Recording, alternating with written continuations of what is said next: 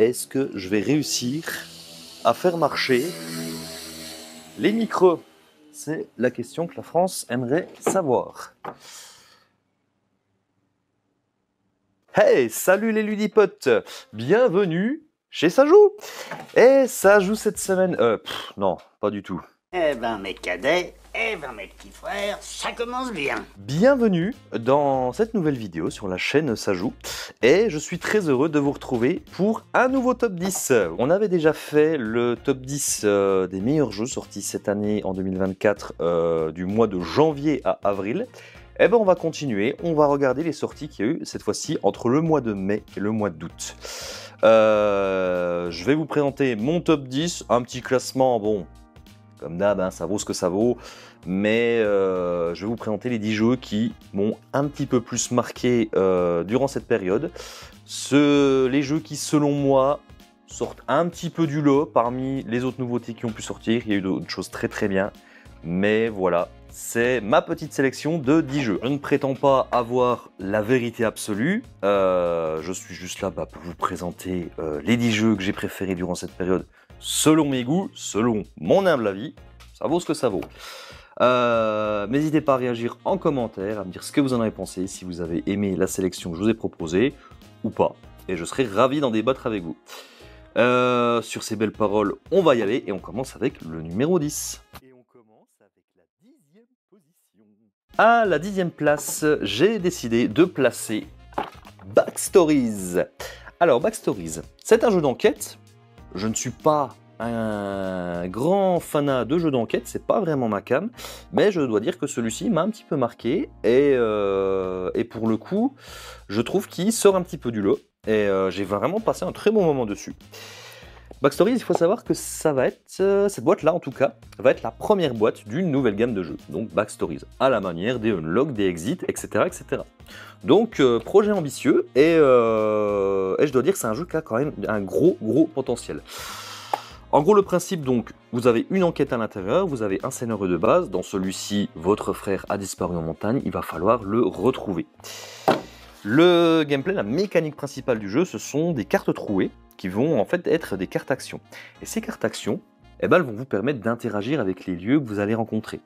Vous allez pouvoir discuter avec les personnages que vous allez voir sur les cartes, vous allez pouvoir fouiller la zone, vous allez pouvoir ramasser les objets que vous voyez, etc., etc. Pour ce faire, vous allez prendre la carte action que vous souhaitez, vous allez la placer derrière la carte concernée, et hop, vous la retournez, et vous lisez le texte qui apparaît, tout simplement. Voilà, c'est une idée toute bête, mais vraiment, fallait y penser, ça marche très très bien. Et c'est un jeu qui ne manque pas d'humour, je dois dire. Il y a vraiment des choses qui m'ont bien surprise dans ce jeu. Il y a pas mal d'actions, on se dit, mais ça va pas être possible de faire ça là. Et ben si, c'est possible. Mais si, c'est possible avec la carte Kiwi. C'est ça qui est assez fou. Les scénaristes, enfin les développeurs du jeu ont vraiment tout prévu. Et ça, c'est assez dingue. Ça marche très très bien. Si je devais y donner un petit bémol, je trouve que le scénario était peut-être un peu téléphoné par moment. Mais bon, on va dire que c'est un premier coup d'essai. Et franchement, jeu à gros potentiel. Backstories. Si vous kiffez le Unlock, les escape games, les jeux d'enquête, etc. Ça, intéressez-y vous. Parce que ça devrait vous parler. Backstories en 10e position. Et voici un 9. Un 9. Ouais, c'était pas terrible, je sais. 9e place, on va parler de la gamme des boîtes Biseau que Gigamic a lancé assez récemment. On a notamment eu Décal qui a fait un petit peu parler de lui, qui est assez apprécié par mes collègues de Sajou. Moi, il m'a un petit peu moins parlé, bon, parce que les goûts et les couleurs, les avis, tout ça. Par contre, il y a un jeu, moi, qui m'a énormément plu. Vous le savez, je suis assez fan de jeux de pli. J'adore les jeux de pli. C'est vrai, ça, pour le coup, c'est vraiment ma came. Et il y a un jeu qui est sorti, un jeu de pli qui s'appelle Rebelle Princesse, et c'est le jeu que je place en 9e position. Rebelle Princesse, c'est quoi? Donc, c'est un jeu de pli et vous allez jouer des princesses. Et les princesses, elles arrivent au bal et elles vont inviter plein de personnages différents comme les fées. On a les animaux qui sont également invités, bien sûr, et on a les reines également, qui sont donc 3 couleurs différentes. Mais dans ce paquet de cartes, on a également les princes. Et les princes, ben, ils sont un petit peu relous, ils arrivent, ils nous demandent en mariage, enfin bon, c'est vraiment relou. Donc tout ça pour dire quoi? Donc dans ce jeu, on va distribuer le paquet de cartes et vous allez devoir faire le moins de points possible. Et pour faire le moins de points possible, ben, il faut éviter de se ramasser les plis. Et vous l'aurez compris, les cartes qu'il ne faut surtout pas se ramasser, ce sont les princes. Les princes, ils valent chacun un point. Et on a également une carte qui est un petit peu particulière, c'est le 7 vert. Je vais essayer de vous le retrouver pendant que je vous parle. Le 7 vert, c'est la grenouille. La grenouille, en fait, c'est un prince qui est déguisé en animal. Quand on l'embrasse, eh ben mince, il va se transformer en prince. Ce n'est pas du tout le 7 vert, c'est le 8 vert. J'ai vachement révisé, dis donc. Le 8 vert, donc la grenouille qui vaut 5 points. C'est bien ça, 5 points. Donc 5 points, ouais, c'est beaucoup, donc il faut surtout pas la récupérer. Je compare ce jeu un petit peu à la Dame de pique, si vous avez joué sur les vieux Windows, je crois les Windows 95, 98, il y avait ce jeu-là, et ben c'est le meilleur comparatif que je pourrais trouver. Donc ça reste du jeu de pied assez classique, on tape le carton, on doit suivre à la couleur, blablabla. Mais ce qui est assez original dans ce jeu, ce sont les pouvoirs. Vous allez avoir des petits pouvoirs qui vont changer les règles du jeu pendant les différentes manches. D'un coup, bam, la reine, ça devient la couleur d'atout. D'un coup, tu dois jouer les cartes face cachée, etc., etc. Et chaque princesse différente que vous allez recevoir au début de la partie a un petit pouvoir particulier. Ça marche super bien, c'est vraiment fun. Si vous aimez taper le carton entre potes, bah, Rebelle Princesse, ne passez vraiment pas à côté de ce super jeu de pli. Ça, c'est ma 9e place. Et voilà. Malheureusement, c'est tombé en rupture de stock assez rapidement. Gigamic, faut bourrer la prod là. On veut du Rebelle Princesse à la boutique. On veut du Rebelle Princesse. Wit. La dernière fois, lors de mon top de janvier à avril, j'avais placé un jeu Pitchoun, j'avais placé Cache-Cache Loustic. Là, je voulais aussi placer un jeu Pitchoun, mais je me suis rendu compte que dans cette période, il n'y avait pas eu vraiment de sorties enfants qui m'ont vraiment marqué. Malgré tout, le jeu que je vais vous présenter pourrait être considéré comme un jeu enfant, parce qu'il est conseillé à partir de 5 ans. Mais pour la petite anecdote, quand j'ai pris ce jeu, je ne savais pas du tout que c'était un jeu enfant. Pour moi, c'était un jeu d'ambiance avec une mécanique assez originale. Je me suis dit, j'ai trop envie de jouer à ça. Ce jeu, c'est le petit Ouch que voici. Alors, Ouch, qu'est-ce que c'est? C'est un petit jeu de cartes où vous allez devoir récupérer des fleurs. Le problème, c'est que les fleurs, elles sont sur des cactus. Voilà. Donc, voici une petite fleur bleue que j'aimerais bien récupérer. Là, 2 fleurs rouges, etc., etc. Le problème, c'est que c'est des cactus. Et les cactus, ça pique. Donc quand je vais vouloir récupérer une carte qui est donc face cachée sur la table, la mécanique originale c'est que je vais devoir la récupérer par un des 4 bords de la carte. Je ne la retourne pas de manière classique, je choisis un bord, par exemple je me dis allez je la récupère comme ça, et je vais hop, la retourner. Malheureusement comme vous le voyez ici, je me suis piqué, et donc je fais ouch, et je défausse la carte. Par contre, si je l'avais retournée du bon côté, je pourrais garder cette carte devant moi. Le but du jeu, c'est de récupérer le plus de fleurs possible. À la fin de la partie, c'est-à-dire quand un joueur a récupéré 8 cartes, on va compter toutes les fleurs. Vous allez essayer de faire des séries de 4 fleurs de couleurs différentes et vous allez essayer de récupérer le plus de fleurs rouges possible. Celui qui a le plus de fleurs rouges gagne un petit bonus de points. Le problème, c'est que les fleurs rouges, elles sont dangereuses. Si jamais vous vous faites piquer par des fleurs rouges, vous défaussez bien sûr la carte, mais également une carte que vous avez devant vous. Voilà, c'est pas plus compliqué que ça. Oui, c'est tout couillon, mais ça marche, quoi. Ça marche et c'est un vrai jeu d'ambiance pour moi. Moi, je m'éclate à jouer à ça. Et même si c'est tout bête, ça marche avec tout le monde. Vous pourrez y jouer vraiment avec tout le monde.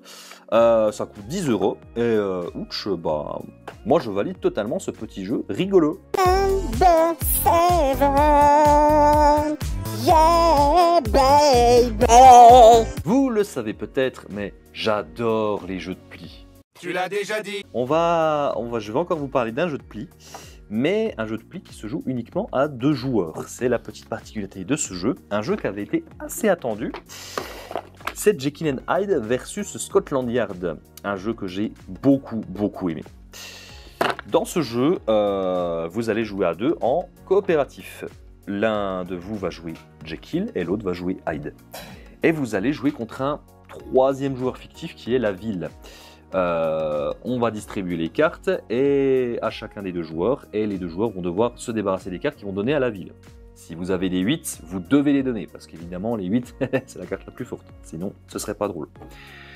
Vous allez jouer un jeu de pli de manière assez classique finalement. Vous devez suivre la couleur, etc. Blablabla. Mais c'est la ville qui va jouer en première. Donc la ville, elle ne vous fera pas de cadeau. Vous allez être obligé de suivre. Et le but du jeu, pour faire avancer votre pion, sur le petit plateau central, ça va être d'essayer de faire des plis à vous deux. Celui qui aura fait le moins de plis pourra faire avancer le pion d'un certain nombre de cases. Donc, il faut réussir à équilibrer les plis entre vous sans que la ville réussisse. Mais la ville, suivant les cartes qu'elle récupère, elle va vous mettre des bâtons dans les roues. Elle va vous faire avancer également son pion. Et si jamais la police vous rattrape avant que vous soyez échappé de la ville, vous avez perdu la partie. Un truc qui est très très chouette aussi dans Jekyll and Hyde versus Scotland Yard, c'est qu'il y a un petit paquet de cartes qui ajoute un petit côté narratif au jeu. Et vous allez apprendre à jouer au jeu au fur et à mesure des parties. Vous allez commencer de manière très simple, vraiment la base du jeu avec la première partie. Puis vous allez lire à la manière d'un roman les aventures de Jekyll versus Hyde. Enfin Jekyll and Hyde, j'entends. Et vous allez rajouter les différentes mécaniques du jeu au fur et à mesure de vos parties. Vous allez apprendre le jeu comme ça, et à la fin, vous aurez vraiment le jeu complet, complètement rejouable. C'est un très très bon jeu de joueurs. Des jeux de joueurs, il y en a beaucoup de très bons qui sortent. Et ben celui-ci en fait partie. Il y a encore plein de petites mécaniques que je ne vous ai pas expliquées, mais bon, le but c'est de synthétiser ça au mieux possible. Donc Jekyll and Hyde versus Scotland Yard, vous voulez un jeu à deux, un jeu de pli, coopératif, jetez-vous là-dessus, c'est très très bien. Bon, alors là, on est sur un bon numéro 6. Et la 6e place, alors je vais vous parler d'un jeu, honnêtement, quand il est sorti, je pensais pas du tout qu'il allait se retrouver finalement dans ce top 10. Les premières parties de ce jeu, ça m'a fait un petit peu mouais. Des jeux comme ça, on en a vu déjà passer, etc., etc. Et au final, mais je sais pas pourquoi, il me restait en tête ce jeu. Il me disait, tiens, je sais pas, il y avait quand même un truc. Puis j'ai essayé d'y jouer, et j'ai essayé d'y rejouer, et j'y rejoue encore. Et j'adore ce jeu. Et je n'arrête pas d'y jouer. C'est totalement addictif. Là, c'est une vraie drogue, ce jeu. Et ce jeu, il s'agit du petit Flowers. Flowers que beaucoup ont comparé au nouveau ski-jeu. Ça, c'est une immense connerie, hein, je vous le dis. Enfin bon, bref, c'est un autre débat. Mais Flowers, effectivement, c'est des règles très simples, mais il y a une double réflexion dans ce jeu que j'ai trouvé vachement intéressant. Le principe de Flowers, vous allez devoir construire un tableau de cartes devant vous, un parterre de fleurs. Vous allez piocher une carte à chacun de vos tours. Soit une carte face visible sur une des deux premières pioches, ou alors une carte sur la pioche qui est face cachée. Donc vous piocherez au hasard. Et vous allez essayer de faire votre petit parterre de fleurs, chacun de votre côté, comme ça, tac, tac, tac. Et vous allez essayer de faire des zones de couleurs les plus grandes possibles. À partir de 5 cartes dans une zone de couleurs, ça commence à marquer des points. Donc il y a un petit côté puzzle. Et là, vous allez me dire, mais les chiffres sur les cartes, ils servent à rien. Et bien le truc, c'est que dans Flowers, vos cartes à la fin de la partie, elles doivent être valides. Vous devrez valider vos cartes. Comment vous allez valider vos cartes? Eh bien, vous allez devoir faire correspondre les numéros des cartes à un groupe d'exactement le même nombre de cartes. Enfin,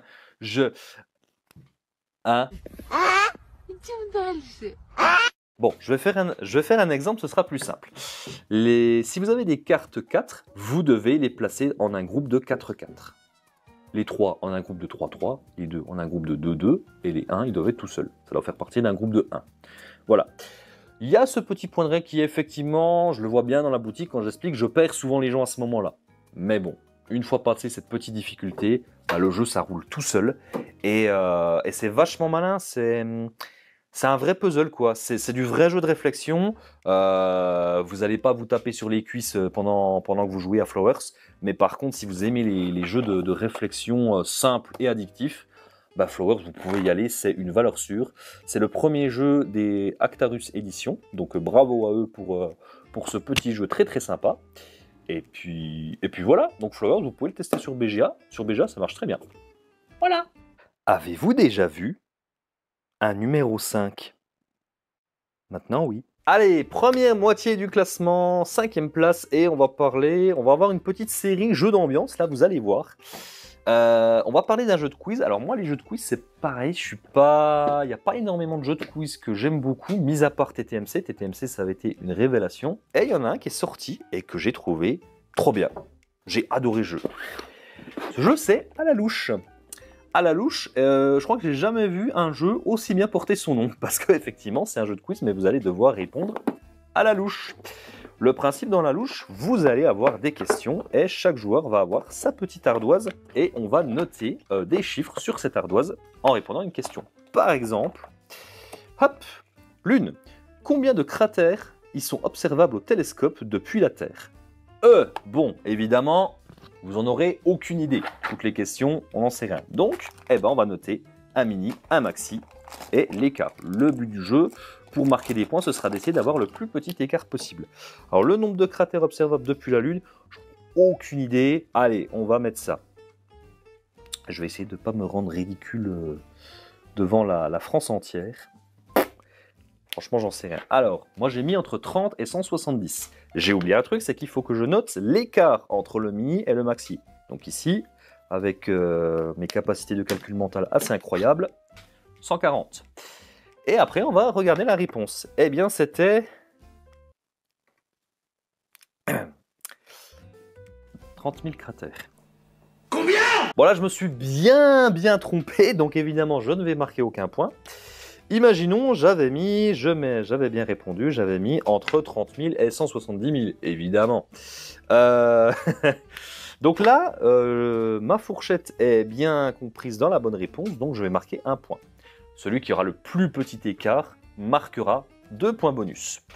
Et vous allez avoir des petits bonus à la manière de Qui veut gagner des millions. Vous pourrez copier la réponse d'un adversaire, vous pourrez échanger votre plaquette avec un adversaire et vous pourrez également doubler vos points si vous répondez bien. Voilà. À la louche, c'est trop bien. Franchement, vous voulez un jeu de quiz original qui vous change du TTMC, franchement, partez sur À la louche. C'est un super jeu. C'est un peu passé sous les radars. Il n'y a pas beaucoup de personnes qui en parlent. Mais moi, j'ai trouvé ce jeu trop chouette. Et vous pouvez foncer. Ça, c'est une valeur sûre. Numéro 4, c'est le numéro 4. On passe à la 4e place. On reste dans le jeu d'ambiance, avec cette fois-ci un jeu totalement absurde, mais qui a très bien fonctionné. Je vais vous parler de Qui pourquoi. Qui pourquoi, c'est un jeu d'association d'idées avec des personnages un petit peu farfelus que sont les zigotos. Je vous présente les zigotos.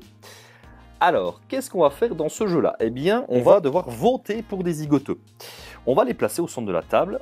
Il y aura 6 zigotos à chaque fois et on va répondre à des questions. Par exemple, qui est à l'origine de ce divin potage?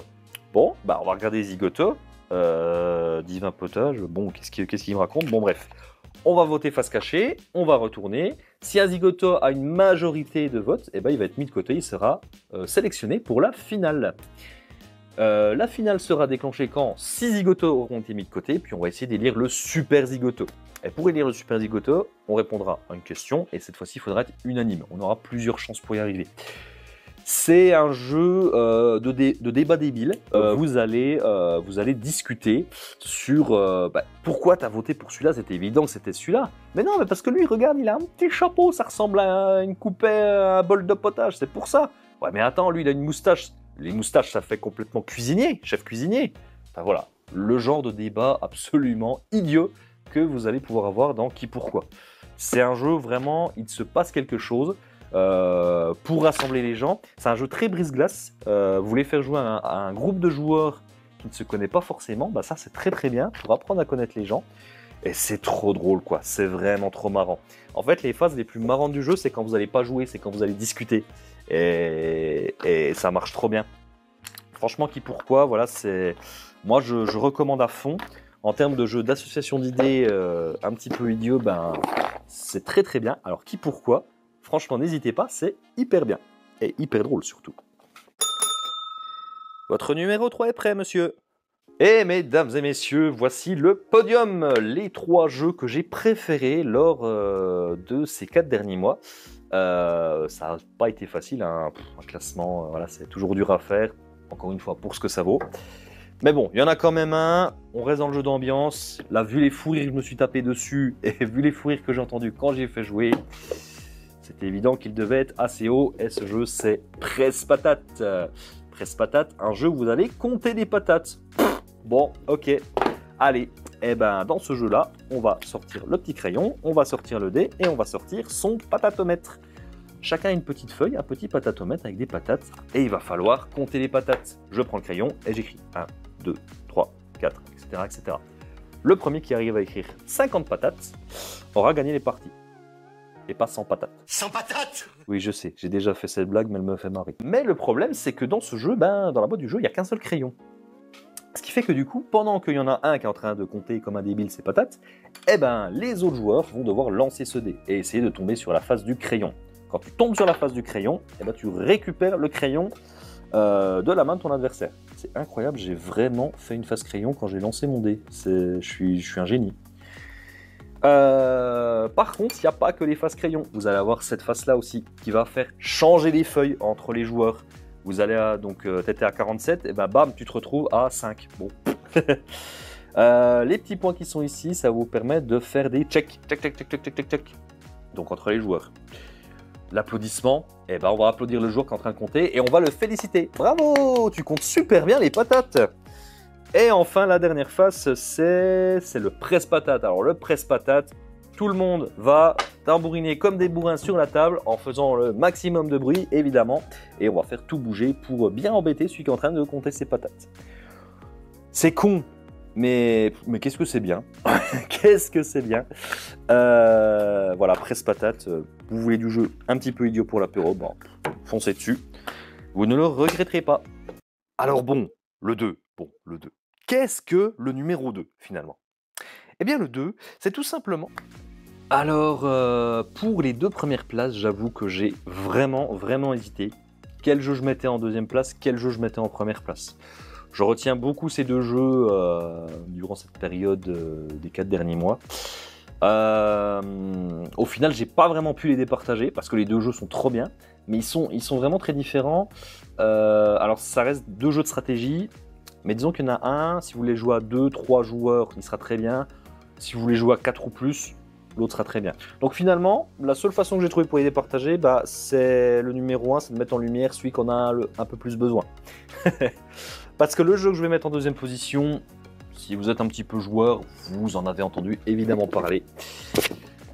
Je vais vous parler de Wyrmspan. Wyrmspan, qu'est-ce que c'est ? Wyrmspan, c'est la suite spirituelle de Wingspan. C'est un Wingspan 2.0 qui a été... Alors, ce n'est pas la même autrice, mais l'autrice de Wingspan a supervisé un petit peu les opérations pour que ce jeu soit un petit peu une version améliorée de Wingspan. Donc là, dans Wingspan, fini les oiseaux, cette fois-ci, on élève des dragons. Bam! C'est un jeu qui est beaucoup moins thématique que Wingspan. Wingspan, il y avait on élève des oiseaux, on a un ornithologue, etc. Là, nous sommes un dragonologue et nous allons devoir attirer des dragons dans une caverne en l'excavant, donc en jouant des cartes caverne. Si vous connaissez Wingspan, quand vous allez lire les règles, vous n'allez pas être dépaysé. On va dire que 80% des règles de Wingspan, c'est des règles de Wingspan. Mais il y a eu beaucoup d'améliorations dans ce jeu. Et Wingspan, c'est beaucoup mieux que Wingspan. Il y a rien d'autre à dire, quoi. Il y a plein de bonnes idées, notamment les cartes cavernes qui apportent beaucoup plus de dynamisme au jeu. Dès que vous allez jouer une carte caverne pour excaver votre grotte, ça va vous donner des actions. Vous allez pouvoir récupérer des ressources. Que cette fois-ci, à la différence de Wingspan, vous allez pouvoir choisir. Dans Wingspan, votre choix était limité au dé de la mangeoire. Ici, dans Wingspan, vous prenez ce que vous voulez. Autre idée très cool, c'est le plateau de guilde. Le plateau de guilde qui est au milieu des joueurs.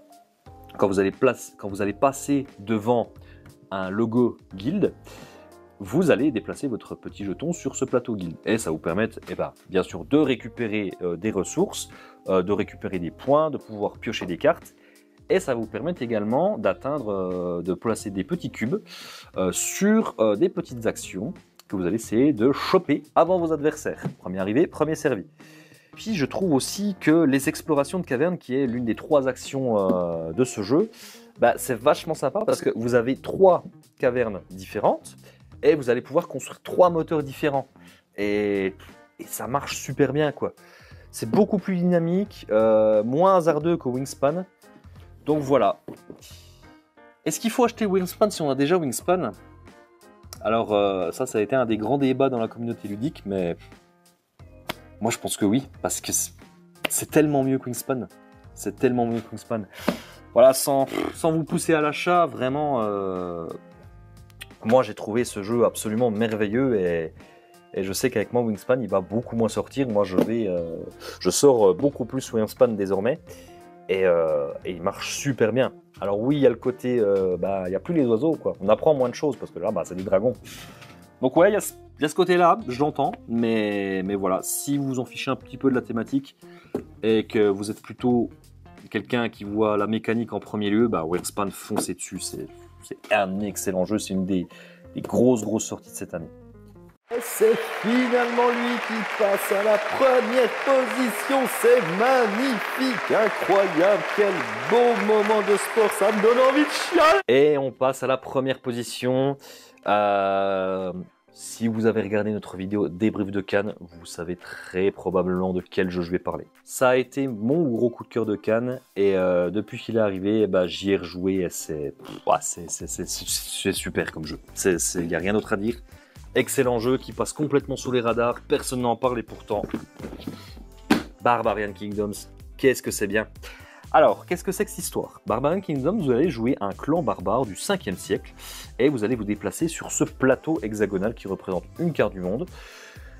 La première chose que vous allez penser, c'est tiens, ça ressemble vachement à Risk. Ouais, Barbarian Kingdoms, c'est Risk, mais sans l'aléatoire. Il y a 0 aléatoire dans ce jeu. C'est que des actions, vous avez le choix, une action à votre tour parmi les 5 possibles, vous allez pouvoir vous déplacer bien sûr sur la carte, engager des unités, vous allez pouvoir essayer de conquérir des territoires, les envahir, les revendiquer, etc. Et bien sûr taxer également les régions dans lesquelles vous vous rendez pour gagner des sous. Le truc c'est que dans Barbarian Kingdoms, vos adversaires vont pouvoir contester vos actions quand vous essayez de revendiquer ou bien d'envahir un territoire. À ce moment-là, un combat s'engage, vous allez pouvoir déployer vos unités pour gagner des points de combat.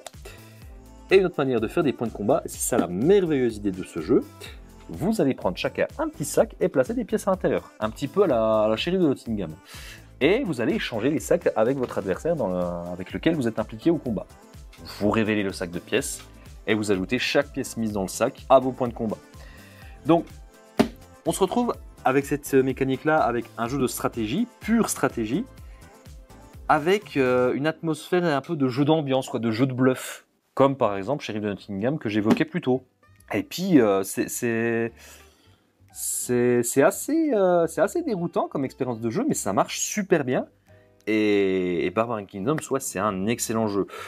Si vous n'en avez pas entendu parler, franchement, foncez, renseignez-vous sur ce jeu. Venez le tester chez Sajou, je vous y ferai jouer avec grand plaisir. Moi je veux mettre ce jeu en avant parce qu'il passe trop sous les radars à mon goût, il devrait être beaucoup plus connu que ça.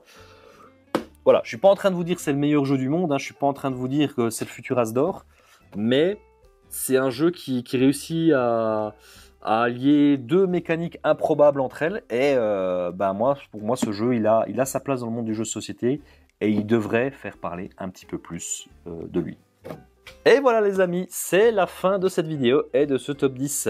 J'espère que cette petite sélection vous a plu, que ça vous aura donné envie de découvrir les jeux que je vous ai présentés. N'hésitez pas à venir les voir chez Sajou, à la boutique, si vous êtes pas loin, puisque maintenant, je vous le rappelle, nous sommes également Café Jeux, donc vous pouvez venir tester tous ces jeux sur place. Je vous les ferai découvrir avec grand plaisir. Pour soutenir la chaîne, abonnez-vous, mettez des petits pouces, commentez, partagez, likez, dansez.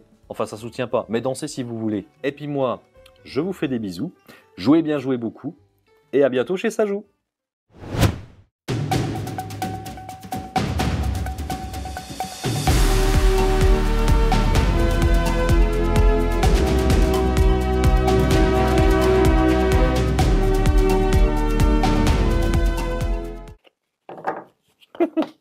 Ah, il est 30 000.